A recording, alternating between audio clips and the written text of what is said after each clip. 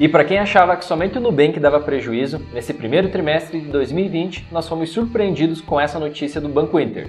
O Banco Inter acumula 8,4 milhões em prejuízos. E aí, como que ficam os nossos investimentos no Banco Inter? Será que é arriscado comprar essa ação? Será que é arriscado deixar o dinheiro lá e utilizar o aplicativo ainda confiável?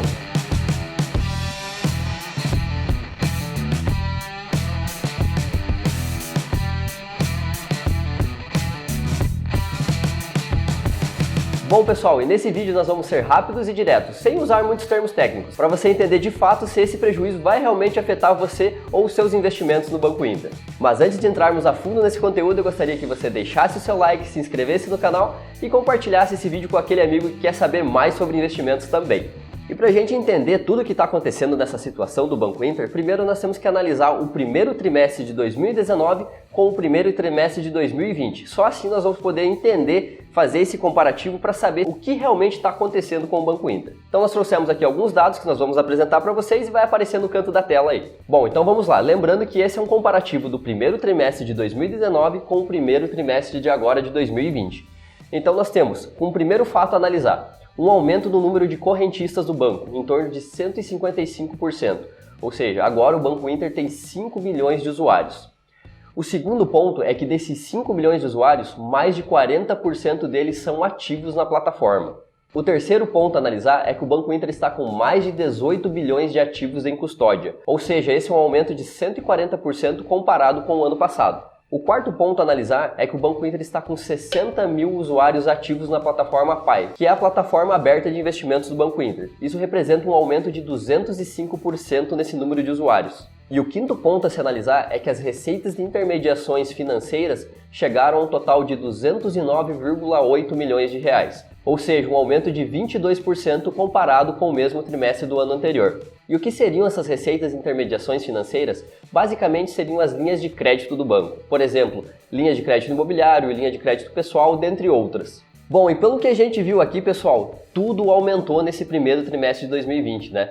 Nós temos mais investidores, nós temos mais clientes na plataforma, os ativos sob custódia aumentaram, as linhas de crédito aumentaram e como que a gente ainda teve prejuízo no primeiro trimestre de 2020? Você pode explicar isso para nós, Cleiton? Sim. Em resumo, pessoal, mesmo com tudo crescendo, que é um bom indicador do banco, na verdade 3 pontos trazem a atenção e acabam justificando esse prejuízo. Então esses 3 pontos vão aparecer aqui para vocês e nós vamos explicar cada um deles. Pessoal, e o primeiro ponto que chama atenção foi o aumento nas despesas operacionais. Como vocês podem ver, no primeiro trimestre de 2019 elas eram 88 milhões e agora elas passaram a ser nesse início de 2020 para 121 milhões. Ou seja, aumentou essas despesas operacionais que seriam os custos do banco para ele funcionar. Pessoal, e no segundo ponto que o Banco Inter acabou levando um baita prejuízo foi na questão da marcação ao mercado, se falando nos títulos públicos, tá? O banco levou um prejuízo de 22,6 milhões nisso, porque teve a marcação ao mercado. Como vocês sabem, pela questão do coronavírus, nós tivemos a redução da taxa básica de juros e isso acaba impactando na marcação ao mercado, que no caso ele pode tanto oscilar para cima quanto para baixo. E nesse caso do Banco Inter, a marcação ao mercado acabou afetando e o banco teve esse prejuízo de 22,6 milhões de reais.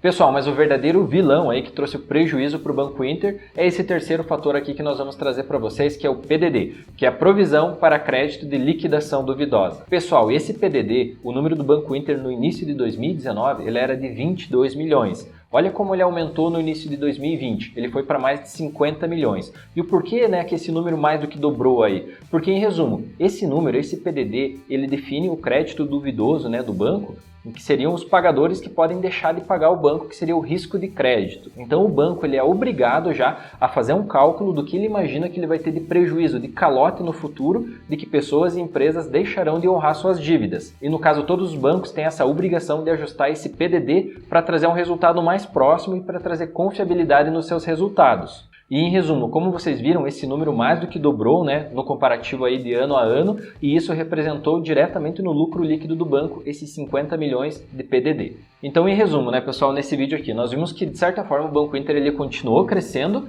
mas 3 fatores jogaram a lucratividade dele lá para baixo, que transformou, né, o lucro que ele vinha tendo ao longo do tempo em prejuízo. E agora fala aí, Eduardo, é motivo de se preocupar na questão de quem tem investimentos, de quem tem ações ou de quem usa a plataforma?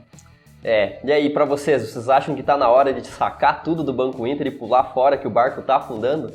Não, né? Não é bem assim. Então, tanto eu quanto o Cleiton, nós temos reservas de emergência, reservas de oportunidade e utilizamos o Banco Inter para isso. E não é porque ele teve uma baixa lucratividade, ou seja, um prejuízo nesse momento, que nós devemos deixar de utilizar ele, né?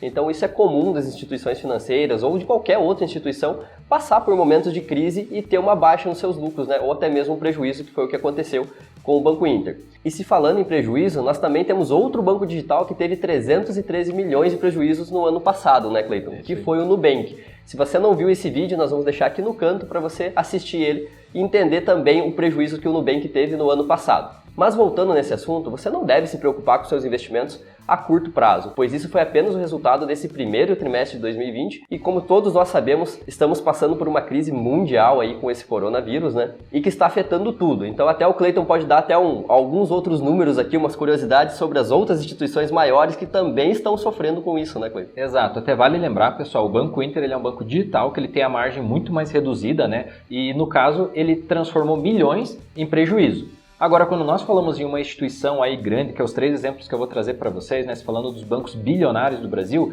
você percebe que mesmo em alguns casos ele chegando quase a 50% menos do lucro, ainda o caminho de você transformar bilhões em prejuízo é muito mais longo de você transformar milhões em prejuízo, né? Então o Banco Inter, por ser digital, ele tem uma margem bem mais exprimida e lógico, nessa questão aí da crise, né, ele acabou sentindo e teve até o prejuízo. E agora eu vou trazer para vocês esses 3 dados desses bancos aí tradicionais, gigantes do nosso Brasil, como eles também sentiram essa questão da pandemia. Pessoal, e como vocês podem ver nessa notícia, o Banco do Brasil teve a sua lucratividade afetada em uma redução de 20%, né, na lucratividade por questão do coronavírus. Agora se falando do Bradesco, o Bradesco teve uma redução de 39% no seu lucro por causa também dessa pandemia. E se falando do Itaú, que seria o maior banco, né, do Brasil, essa instituição gigantesca, o Itaú, por incrível que pareça, foram mais de 49% a redução da lucratividade. Então perceba, mesmo as grandes instituições muito mais antigas, muito maiores do que o Banco Inter, todas elas acabaram sentindo essa pandemia, tendo uma redução bem considerável aí na sua lucratividade. E vale ressaltar, né, Cleiton, como você mesmo falou, nós temos que ver bem esse comparativo de quando mudamos de bilhões para milhões, né? Então o Banco Inter ele ainda é uma instituição pequena, né? E a sua lucratividade gira em torno dos milhões. Então qualquer coisa que afete o lucro líquido dele pode deixar ele em prejuízo enquanto ele está nessa fase de crescimento. Já esses bancões grandes, você veja que tiveram uma queda de quase 50% na sua lucratividade e isso ainda não os tirou da casa dos bilhões de lucro, né? E por esse motivo, né, pessoal, nós não podemos comparar o Itaú com o Banco Inter, pois o Itaú é uma empresa gigante, né, e o Banco Inter ele ainda é pequeno e está em fase de crescimento se for fazer esse tipo de comparação. E pessoal, agora, né, você pode estar se perguntando, né, para quem tem ações do Banco Inter, a BID, né, é momento de vender essa ação? Primeiro ponto, pessoal, para quem acompanha aqui o canal sabe muito bem, né? Nós sempre indicamos que você se torne sócio de uma empresa, literalmente acionista, se você acredita nesse negócio. Então você compra uma empresa para você carregar ela por muitos anos. E durante esses vários anos que você vai carregar essa empresa e continuar aportando nela, você vai ter momentos de alta e momentos de baixa, né? Então nesse momento o Banco Inter aí teve esse momento difícil por causa da crise, assim como todos os outros bancos que nós citamos, e nesses momentos de baixa onde a ação acaba se desvalorizando e acaba normalmente abrindo um momento de compra para você comprar essa empresa mais barata. E é nisso que acredita tanto o BTG Pactual quanto a Guide Investimentos. Lógico, no momento que nós gravamos esse vídeo, né, o Banco Inter já teve uma valorização aí no valor da sua ação, mas tanto o BTG quanto a Guide já indicaram a compra, né, nas suas carteiras semanais e mensais do Banco Inter. Ou seja, aqui fica a questão, né? Para alguns isso pode ser risco, para outros oportunidade. Na nossa visão, que é investimento de longo prazo, isso é só uma fase que todas as empresas têm. Mas aqui até, né, eu quero trazer uma questão, Eduardo, da questão da renda fixa, né? Acabei de falar de quem é acionista do banco, renda variável, quem tem BID. Mas e quem tem investimentos em renda fixa como nós mesmos temos, né? A questão da reserva de emergência no CDB do Banco Inter e tudo mais. Esse prejuízo afeta isso? Bom, não afeta, né, Cleiton, porque o Banco Inter, assim como as outras instituições que oferecem investimentos de renda fixa, ela possui a cobertura do FGC, que é o Fundo Garantidor de Crédito, que possui uma cobertura de até R$250 mil por CPF por instituição financeira. Então, seus investimentos continuam assegurados pelo FGC, não há com que se preocupar se falando em renda fixa, né? E só uma coisa que eu gostaria de ressaltar aqui, é como o Cleiton falou sobre a Guide, sobre o BTG Pactual, nós apenas estamos replicando essa notícia, tá? Não temos nenhuma parceria com eles e também não é uma indicação de compra, tá? Essa notícia apenas foi divulgada por essas duas instituições e nós resolvemos compartilhar com vocês. E em resumo, né, pessoal? O Banco Inter continuou crescendo muito, mas a questão é que 3 fatores, e principalmente o coronavírus, acabaram afetando aí diretamente a lucratividade, né, do Banco Inter, que já tem uma margem pequenininha. Então é isso, pessoal. Esse é o vídeo informativo que nós tínhamos que trazer para vocês e acreditamos que ele acabou ficando um pouco mais longo do que esperávamos. Mas mesmo assim, se você gostou desse vídeo, deixa o seu like, não esqueça de se inscrever no canal e nos vemos no próximo vídeo. Até o próximo vídeo.